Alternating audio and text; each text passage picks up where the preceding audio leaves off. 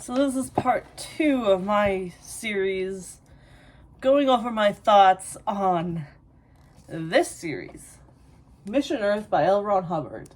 This is volume 1, The Invader's Plan. I am not that far into it, so let's get into this. I am on part 2 of this book, and I'm technically on part 3, but I just finished part 2, chapter 8. That was the most horrifying chapter I've ever read. The Freaks Parade? Oh my god. What the heck did I just read?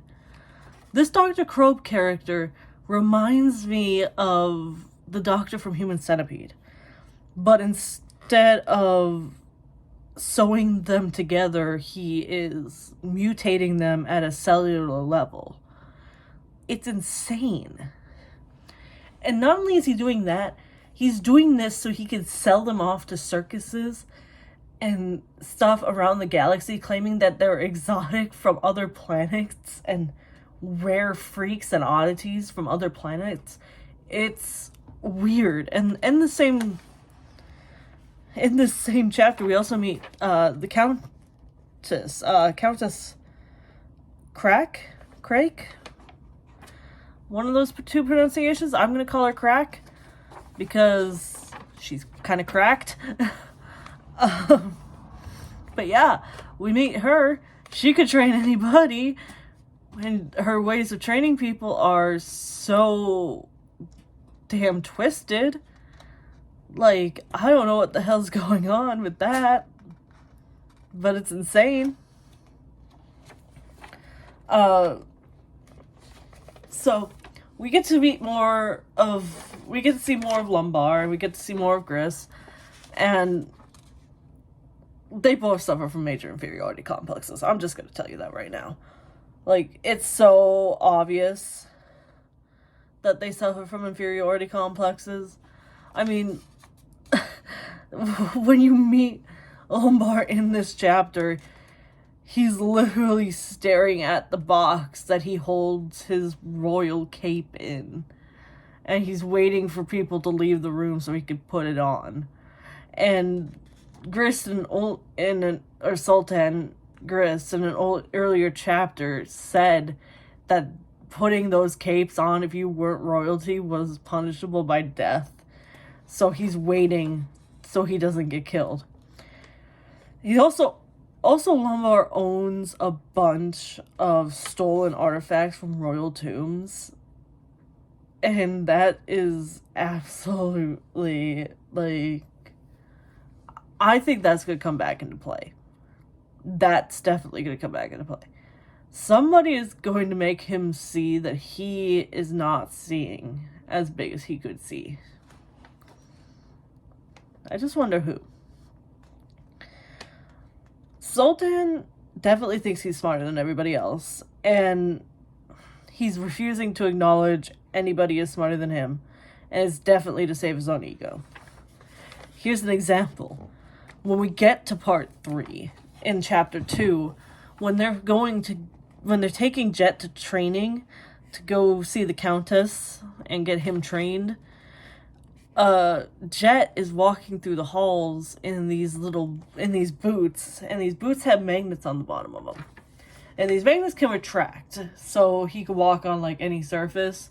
And, like, if they retract, he's not making all these clickety-clackety noises while he's walking on stone. But if he's walking on metal, he's stable. Especially on, like, a planet with, like, less gravity than others. Well, he's wearing these boots, and he's got the magnets down. And all it would take is a simple heel click to bring these magnets up, so why has he got the magnets down? Well, what he's doing is he's mapping up above him in the upper part of the planet of Spytos with his watch. He's mapping how long it takes for the sound of his clicks to echo. And he has no problem telling Sultan this. Like, he knows the Sultan's probably getting curious.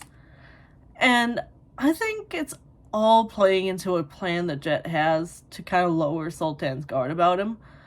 But I don't know if that's even Jet's plan. Maybe Jet's plan is to undo Sultan with his own ego,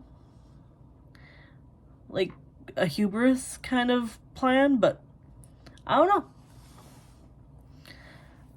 That's just my thought right now. Is he's got to be planning something to be doing all of this and like acting the way he does.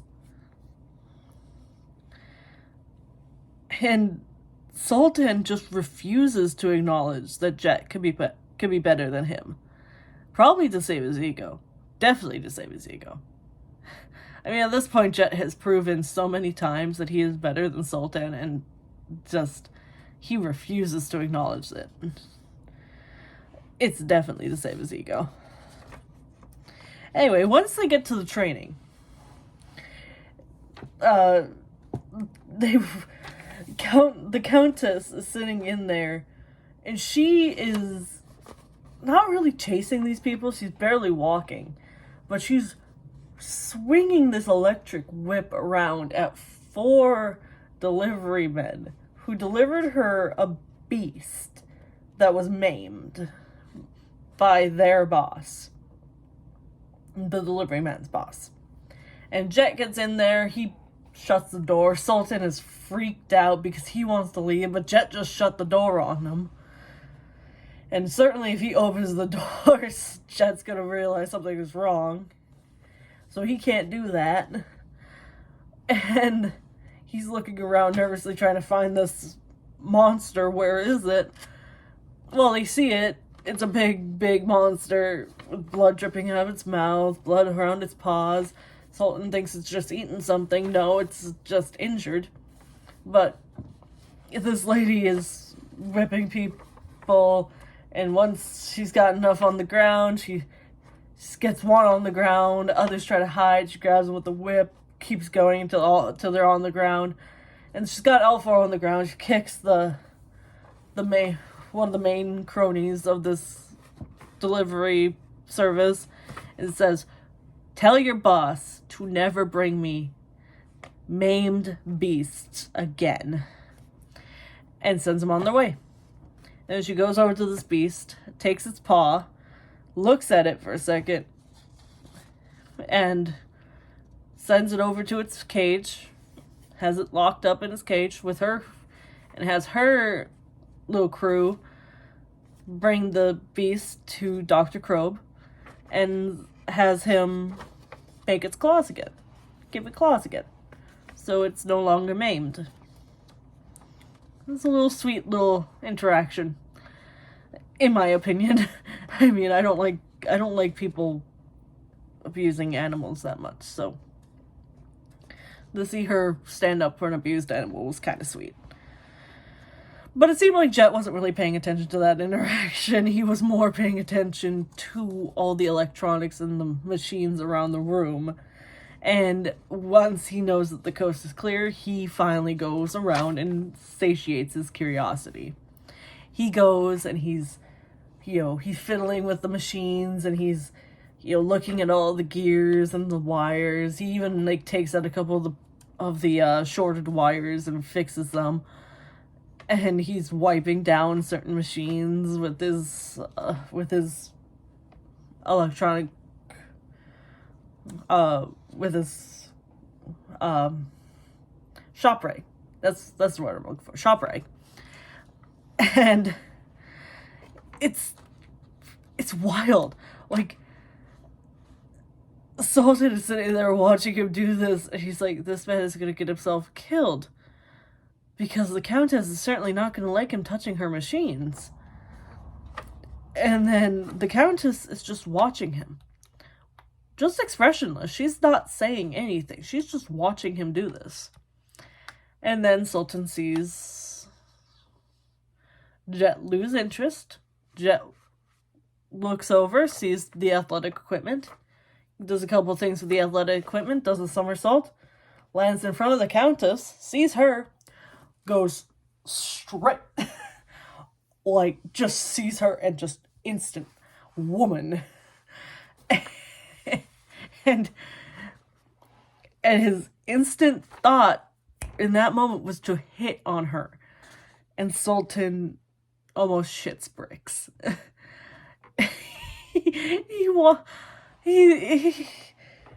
I swear the image in my head was of him going so pale, because he mentions multiple times after we meet the Countess for the first time, he mentions multiple times that she has killed people for making sexual advances at her.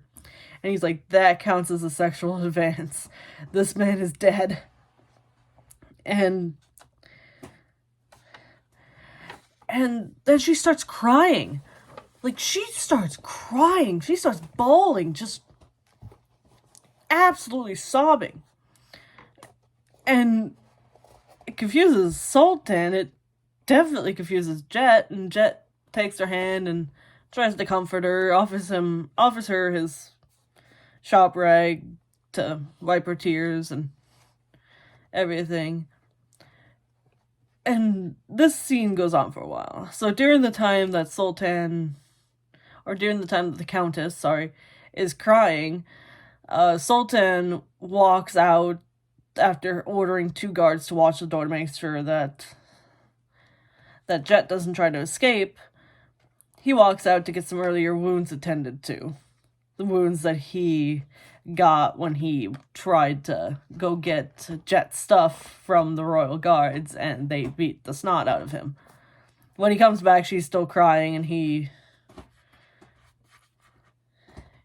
thinking this is a bust of a training day. So Sultan decides to try to use the hypno helmets and language tapes to teach Jet English with a New England Ivy League accent, which is hilarious to me.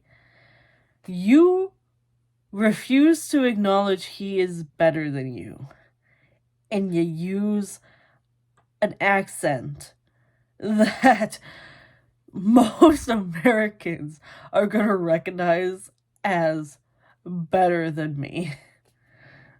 It's funny. It's just hilarious to me.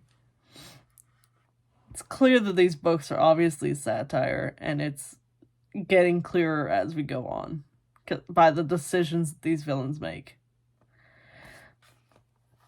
This ends with the scene of Jet he modifies the helmet so it runs through these tapes at ridiculous speeds, and he is able to and he's able to retain all of this knowledge even with this tape going through this at this really fast speed, and it impresses the Countess, and the Countess says, "Oh, you can't go taking this stuff out of here to go train him in private. It has to stay here." Sultan's like, "That's a ridiculous rule. That's never been a rule before." And also, just side note, this Countess character, we introduced her to a modern audience, a modern male audience. She is the epitome of a dommy mommy. That's my side note. Well, let's keep going. They spend a whole chapter. The next chapter, this whole chapter is giving us the Countess's backstory. And she uses her position in the Division of Education to recruit and train children. These children could break into bank vaults and bypass alarms. Also, the guards. The children are all sentenced to death, and the Countess was supposed to join them, but the police handed her over to the apparatus. Since being in the apparatus, she has offed 3 people rather violently. All this was being told to Jet by Sultan, as not only a warning to stay away from her, but also a way for Sultan to keep the mission on track. Like, Jet has to be alive long enough to make it to Earth. But that still doesn't explain the Countess's reaction. I want to know why the Countess started crying. That is my main goal. Why did the Countess start crying? Like, I can't wait to figure that out. Why did she start crying? Let me know your theories in the comments below. Tell me, why do you think she started crying? Is she trying to escape? Is there some sort of deeper meaning? Like, she says, nobody's ever talked to me that way before, and starts crying. But I doubt that. I doubt that. I think there's a deeper meaning to this. I think she's trying to get something out of Jet. Let me know.